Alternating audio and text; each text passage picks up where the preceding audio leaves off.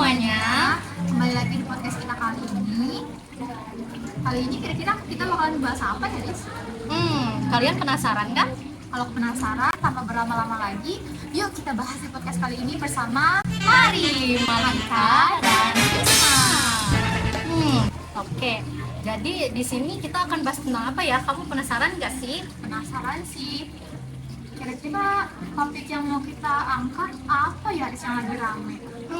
Jadi teman-teman, di sini kita akan bahas podcast mengenai tenaga kesehatan yang membedakan pelayanannya kepada pasien yang punya BPJS sama yang mandiri. Nah, ini pendapat kamu gimana? Kalau dari pendapat aku sih ya, hal kayak gitu tuh nggak boleh yang ada namanya perbedaan. Karena Ya. sejatinya pasien itu harus dilayani dengan seadil-adilnya, entah dia menggunakan penjamin BPJS maupun penjamin pribadi ya, ataupun betul. gitu, ataupun emang pasien ini menggunakan asuransi. Ya, betul.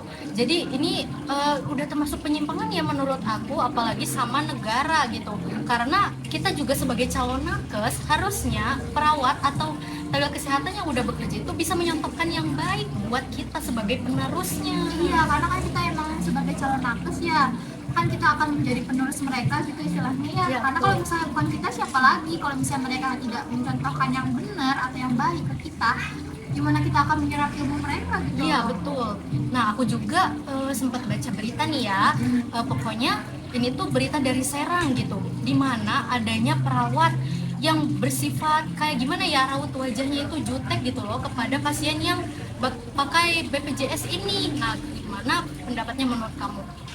Kalau pendapat dari aku sih ya, itu sih balik lagi ke awal. Seharusnya emang gak boleh ada gitu ya, gak boleh adanya Tindak perbedaan. ya, betul. Perbedaan antara pasien yang menggunakan penjamin BPJS maupun pribadi, karena memang sih beberapa pasien BPJS ini mengaku pernah mengalami perbedaan yang Ya. terkesan lebih lambat dari pelayanannya atau dari sikap perawatnya, bahkan ya. Terus juga aku pernah ketemu di IGD Ya. karena ada kebijakan baru BPJS. Seru nih. Ini kasusnya Yang apa kita ya? kasusnya apa? Ya, Aku coba sendiri yang ngalamin. kamu ceritain deh. Ini tuh pasien anak kecil, dia datang ke IGD bersama orang tuanya. Ya. Waktu di TTP, Iya. anak ini datang dengan keluhan demam kan. Ya. Nah, namun saat di TTP itu pasien anak kecil ini suhunya ini masih sekitar 38 derajat Celcius. Oh, itu Nah, udah panas ya, udah demam. itu. Iya. Nah, tapi karena adanya kebijakan baru dari BPJS, anak ini tuh harus diarahkan terlebih dahulu ke paskes pertama. Ya. Paskes pertama si anak ini. Nah, kalau misalnya udah ke paskes, cuman kalau misalnya emang gak ada perubahan di paskes ini, baru datang ke IGD.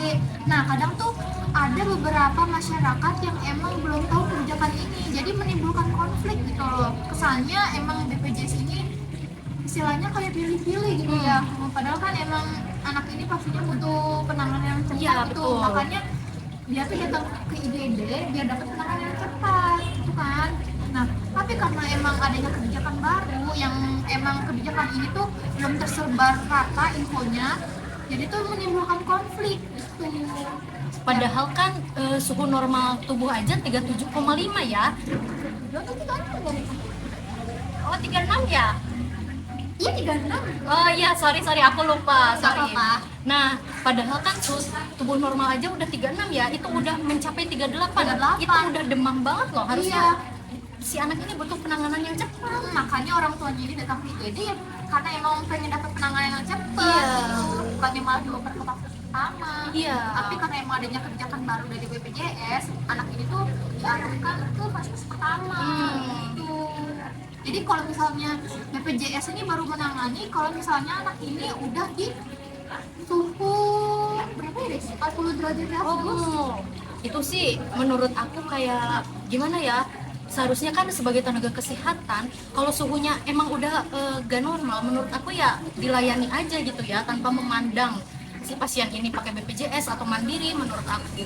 Tapi kadang sih sebenarnya kita juga kasihan juga ke nakesnya. Iya. Sebenarnya bukan sepenuhnya salah nakes sih, Hmm. apalagi perawat gitu Iya. ya, karena emang adanya kebijakan tersendiri dari BPJS Iya dan sih. memang haruskan perawat ini harus pilih-pilih gitu. Iya.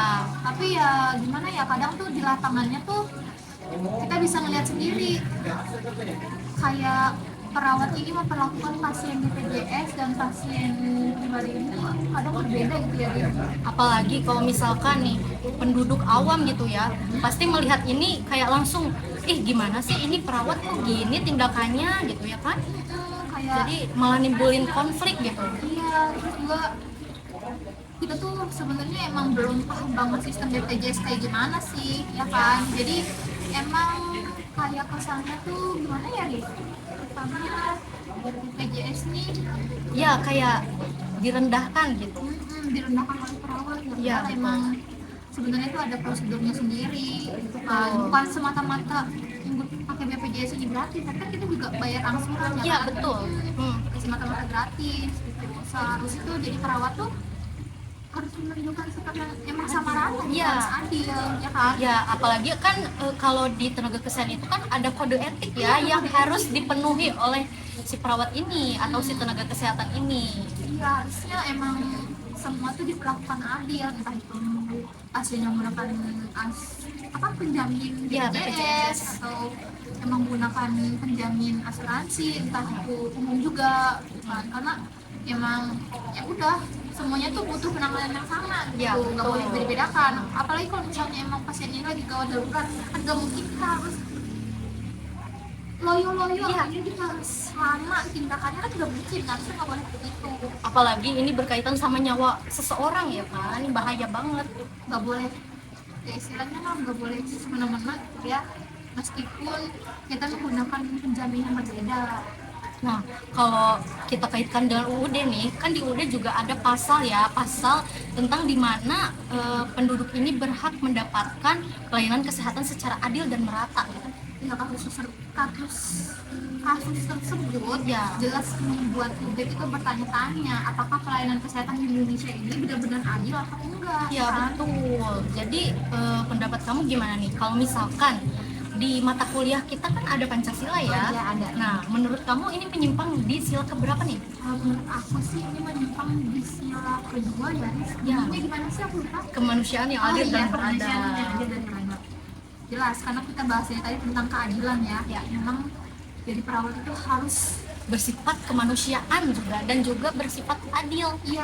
harus adil ke Untuk pasiennya. ya, gitu. untuk memberikan pelayanan ya. Harus benar-benar adil gitu, nggak boleh dibedakan, entah itu pasiennya memang dari kalangan yang Tinggi. ataupun di bawah, Ya. itu nggak boleh membeda-bedakan, karena sejatinya pasien itu memang membutuhkan yang namanya pertolongan atau pengobatan gitu. Tapi ini aku juga udah pernah denger nih ya, adalah pejabat yang mungkin tinggi nih ya, dia tuh pengen diprioritasin sama perawat, tapi si perawat ini tuh kan dia mungkin emang sifatnya udah bagus nih, dia tuh bersifat adil, di mana dia tuh mendahulukan yang datang terlebih dahulu, itu emang udah benar kan, tapi si pejabat ini dia tuh minta diprioritasin. Pendapat kamu gimana tentang hal itu? Kalau kayak gitu sih nggak boleh ya, Riz, karena kan di rumah sakit itu apalagi jadi kan ada triasenya ya. Iya, Memang betul. kayak warna kayak pasien ini tuh tergolong yang emang harus tolong terlebih dahulu atau Iya. gimana, walaupun emang semuanya sih emang butuh pertolongan Iya, gitu kan. betul. Tapi kita harus lihat tingkatan yang memang harus tolong terlebih dahulu itu yang mana. Iya, betul. Itu tuh nggak boleh kayak ya tentang di pasien bawaan atau pasien yang memang lebih tinggi, kita tuh nggak boleh mendahulukan mereka. Kayak gimana ya, Apalagi nih aku lihat pasien si pejabat ini tuh gak parah-parah amat sih menurut aku, apalagi dia datangnya lebih lambat sih daripada si pasien yang lebih awal datang.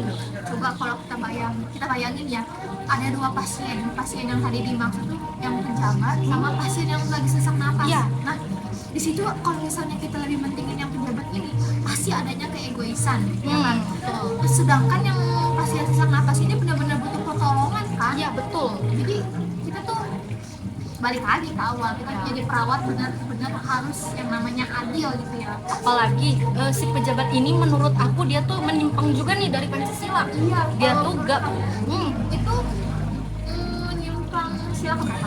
Balik lagi sih, ini sila kedua menurut aku Sila ya, kedua. karena Dua lagi. ya betul, karena si pejabat ini tuh gak mencerminkan sifat kemanusiaannya gitu, benar gak? Benar sih. Sama kalau misalnya kita tarik garis besarnya sih, dari pembahasan kita ini kita juga masuk ke penyimpangan sila kelima ya. Iya, kenapa tuh? Karena di sila kelima itu bunyinya apa nih? Keadilan sosial bagi seluruh rakyat Indonesia. Lagi-lagi adil. Kita memang harus memperlakukan semuanya dengan adil. Iya, betul. Tanpa memandang kasta apapun. Iya, betul. Nah, jadi menurut kamu ini melanggar kode etik juga kan? Iya sih, melanggar kode etik. Dan juga kode etik ini berkaitan sama sila pertama nih, ketuhanan yang Maha Esa. Karena kode etik ini kalau kita langgar, kan kita sama aja tuh kayak ngelanggar janji kita. Nah. Ya, soalnya kita kan kalau misalnya entah mau dinas atau habis wisuda atau wisuda ya. Wisuda.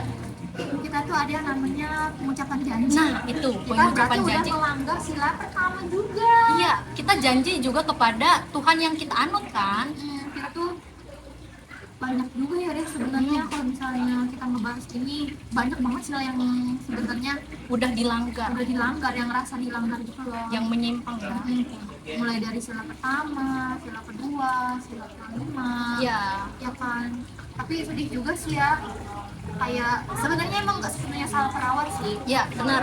Tapi dari pihak BPJS Ya. yang belum bisa memberikan penjelasan yang lebih masuk lagi buat siapa, buat pasien. Iya, buat pasien. Jadi, tentunya.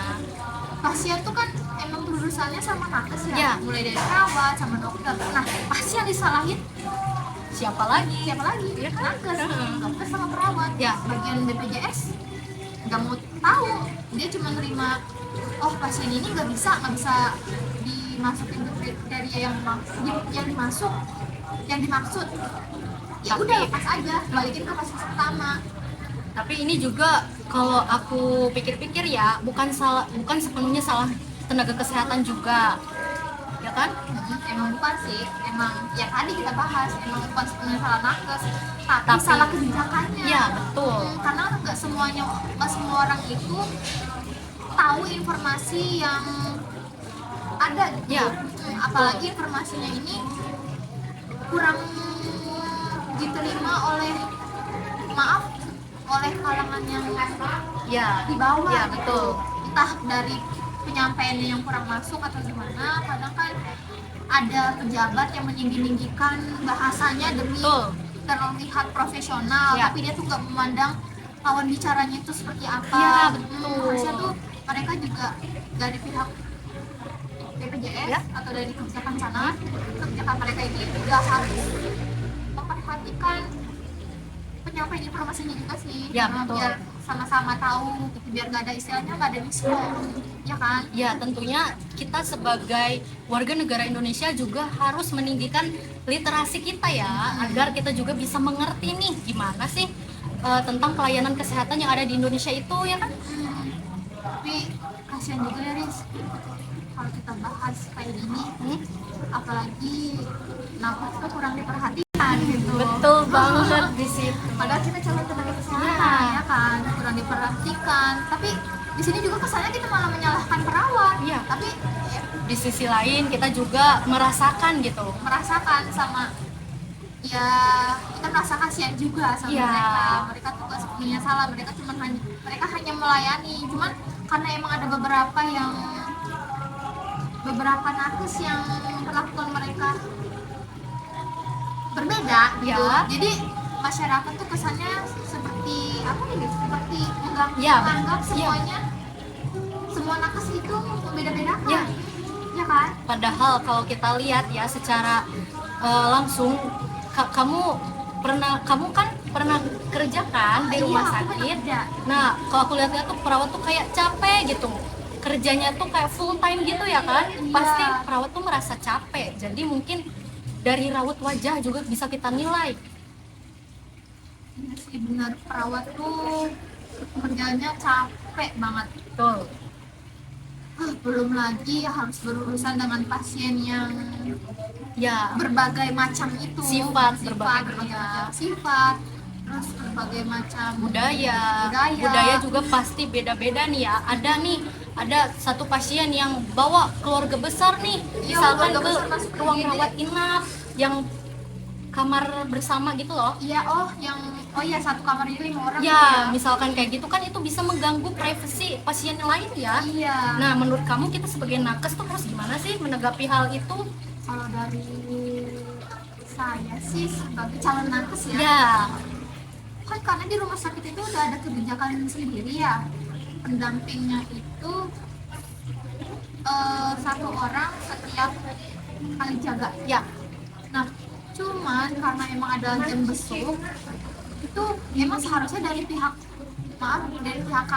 keamanan ini juga mengawasi Iya, gitu. betul. Karena emang gak boleh ada yang namanya lebih dalam berkunjung gitu ya. oh iya betul, dibatasi Ya, ya. dibatasi istilahnya, karena kalau misalnya berlebihan itu sih gak baik juga, mengganggu kenyamanan pasien lain Ya, kan. betul, itu dia yang aku maksud ya. Ini juga bisa melanggar Pancasila nih. Pancasila, kira-kira Pancasila yang berapa? Nah, menurut aku ini lagi-lagi sila kedua sih. Sila kedua. Soalnya kan Oh. berkaitan sama kemanusiaan ya, karena ini mengganggu kenyamanan dan juga privasi pasien lain. Menurut kamu setuju gak? Apa ada poin Pancasila lain nih? Setuju sih, harusnya. Setuju ya. Setuju, emang lagi-lagi tuh kita balik ke Pancasila sila kedua, keempat, sampai satu. Iya, Tapi yang betul. paling laris tuh yang kita bahas tuh di Sila sila kedua. Ya kan? Terus apa lagi yang kita bahas, Ris? Kayaknya udah cukup sekian ya dari kita. Tapi kita mau ngasih pesan nih Nah, betul. buat kalian para Apalagi, calon nakes ya. sama kakak-kakak nakes di luar sana, apapun masalahnya, entah itu kerjaan kalian Yang capek. lagi banyak tekanan segala macam, Iya. kalian itu harus tetap semangat ya, harus jaga stamina kalian juga, karena Ya, betul. apa ya, kita semua pasti bakalan selalu mendukung kak. Tuh, kalau aku dari sisi pasien, nah kalian sebagai pasien di luar sana yang mungkin pernah melihat tindakan tenaga kesehatan yang kurang adil, mungkin kalian juga bisa speak up ataupun kalian juga bisa mengerti kondisi bagaimana sih? Ya, betul.